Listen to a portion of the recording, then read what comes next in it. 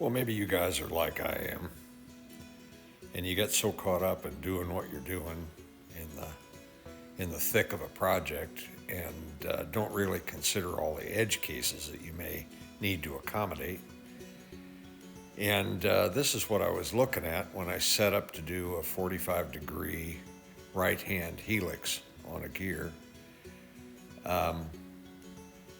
That geometry right there has to be connected together in a way that transmits accurate index information from the index train to the input side of the spindle. That's kind of a nasty configuration for a universal joint. So what that's led me to is the need for a different kind of feed arrangement on the intake side of on the input side of the spindle. And that's what this little video is about. I think I said in my last video that I was done, but not hardly. Would be kind of my assessment of that statement.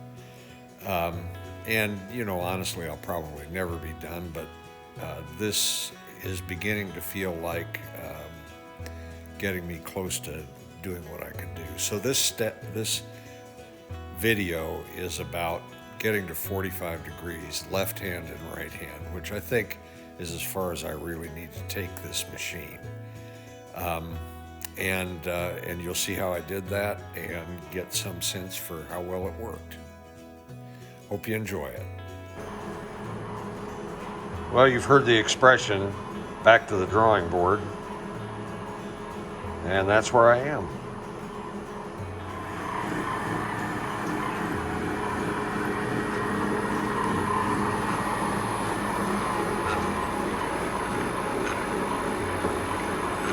This is actually working pretty well right now. I'm starting to make the revision to the drive system for the spindle. And I'll try to give full context for this, but basically what I have to do is build an attachment that moves the input for the spindle up into this area, turns at 90 degrees, turns at 90 degrees again, and then allows the top part of the attachment that connects to the U-joint. I need to be able to orient that depending on whether I'm 45 degrees right hand or 45 degrees left hand. It's kind of a cool little project, as these things tend to be, and we'll see how it goes. Just letting this cool off a little bit. This is the weldment for the drive attachment for the Hobbing machine. So this is the vertical face that goes down and wraps around the differential. This is the mounting face that mounts against the vertical side of the spindle assembly. This is all just really hot right now. I'm just kind of letting it cool off. This is a side brace here. There'll be another one like it on the other side.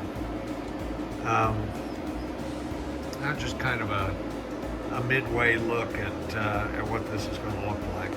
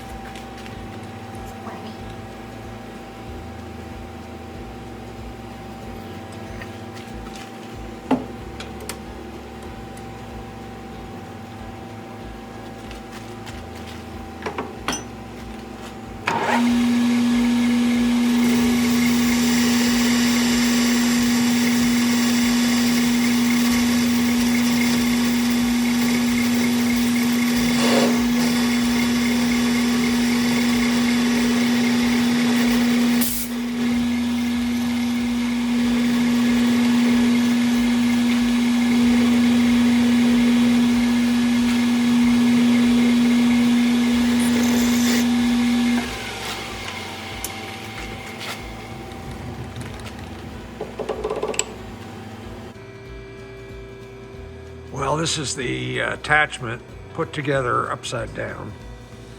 So this part right here is the lead differential on the bottom, and then all this stuff would be on the top. But I just got it stuck together with the shafts for the first time. Come on now, focus. And this is pretty nice. Whoops. I don't really have things torqued down, so.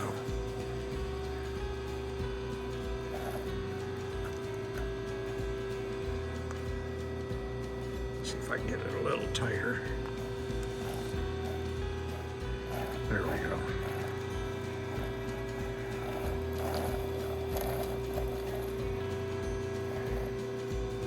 It's really not got much play at all, so this was set up to be a little bit adjustable, but it was mostly going to have to be by shimming, and it came out pretty well just using the theoretical mounting distance for these gears.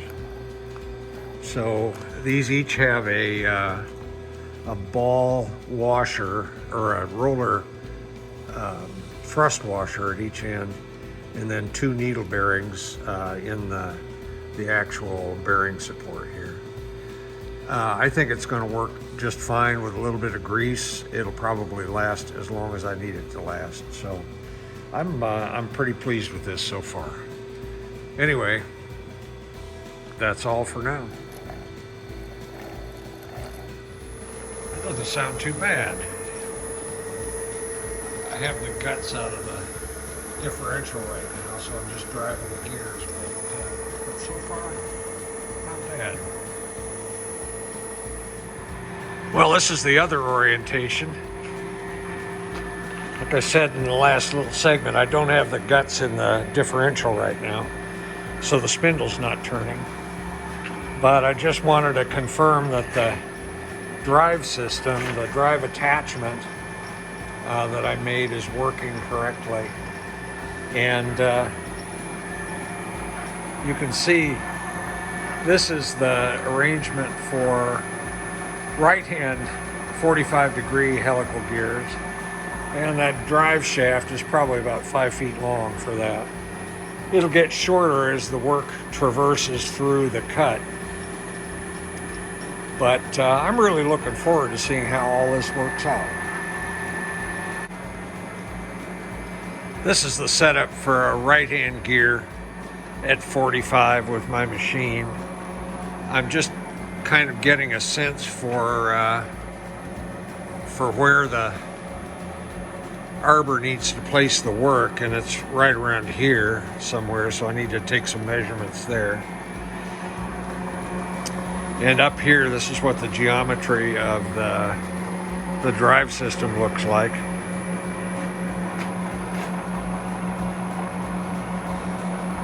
You can kind of see the attachment that I built there.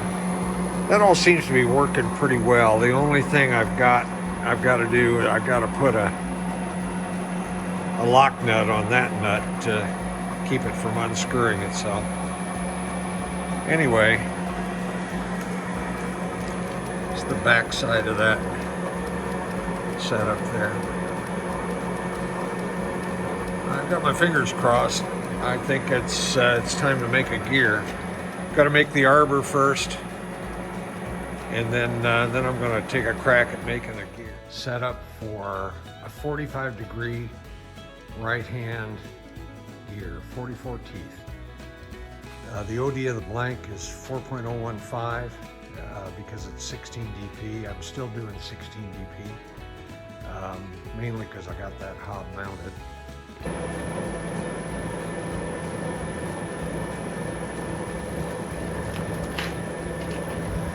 Okay.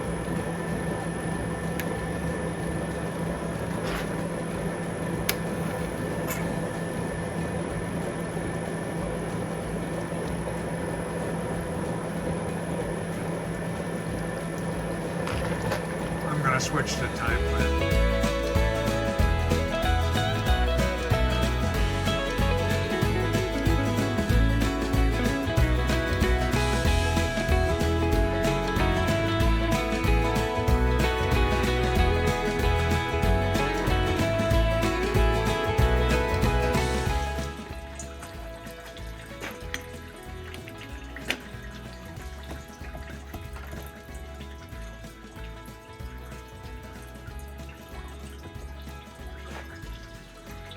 Well, not bad. My initial assessment. Let's get it cleaned up. Well, this is the setup for making a 45-degree left-hand helical gear on the converted Osterline universal mill. I believe I've mentioned before that this mill was made in 1927, as near as I can determine. And I hope that the original manufacturers would approve of all the modification that I've made to this machine.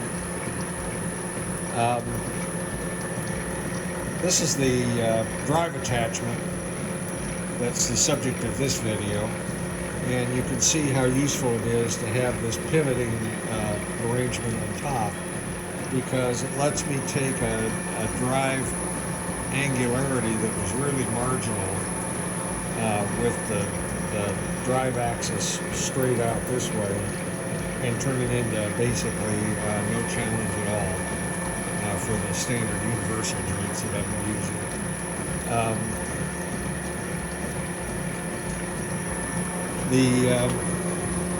You can kind of get a sense for the whole system in this view, I guess.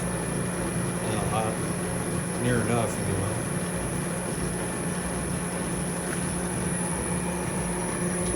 I don't know if the gears are running in or whatever, but the whole system's gotten a little quieter, which I'm taking as a sign of no drama to come.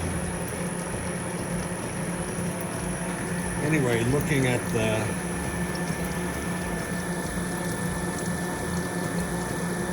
gear in progress, it looks like I got the start a little too close to the end of the hob. I haven't quite figured out all the details of how to do this, but I think it's cutting okay. I think it's going to be fine when it progresses further through the gear. I had to do a lot of work on creating clearance for the mechanism to move at this extreme angle. And so that's been a lot of what I've been working on here too. Fortunately, I had a skinnier arbor support that I was able to put in place, and that gave me a lot more clearance here with the chuck. So I've got 2 or 3 inches of feed available, and that should be enough to get this gear done.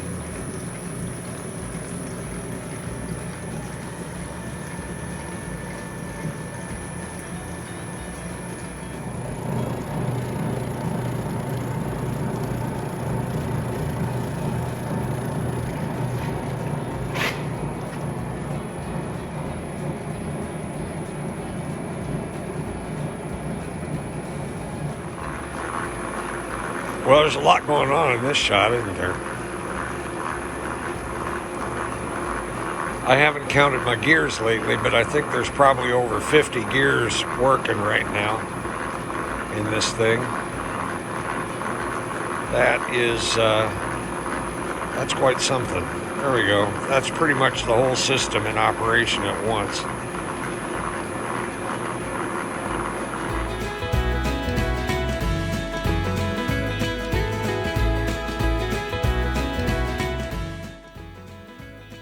Well, I have to confess I'm fairly satisfied with the way this went.